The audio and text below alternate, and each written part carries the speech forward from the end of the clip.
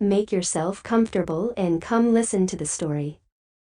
There was a pretty little princess who lived in a castle near a dark forest. On hot days she liked nothing better than to play with her golden ball under the shade of the trees. One day, she dropped the ball into a deep well. The princess wept bitterly at the loss of her ball. Suddenly, an ugly old frog appeared. "Whatever is the matter?" he asked. "I've lost my golden ball," she cried. "What will you give me if I get it for you?" asked the frog. "My jewels and my crown," said the princess. "No good to me," said the frog. "But if you promise to love me, and let me eat from your plate and sleep in your bed, then I will get it." The princess promised without thinking. So the frog dove into the well and brought her back the golden ball. But as soon as she had it in her hand, the princess ran off home. "Wait for me," called the frog. The princess forgot all about her promise. But the next day, when she was having dinner with her father, there was a knock at the door, and in hopped the frog. The king made the princess tell him the whole story. "Of course you must keep your promise," he said sternly. "Lift the frog onto the table." So the princess had to share her dinner with the frog,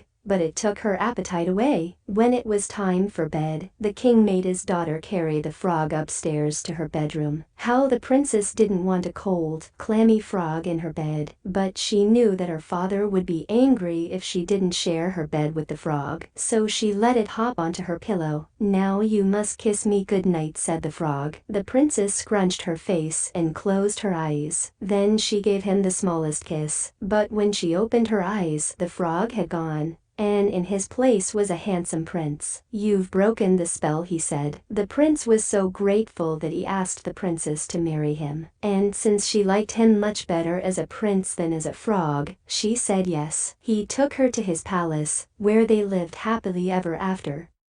Thank you for listening to the story and see you soon.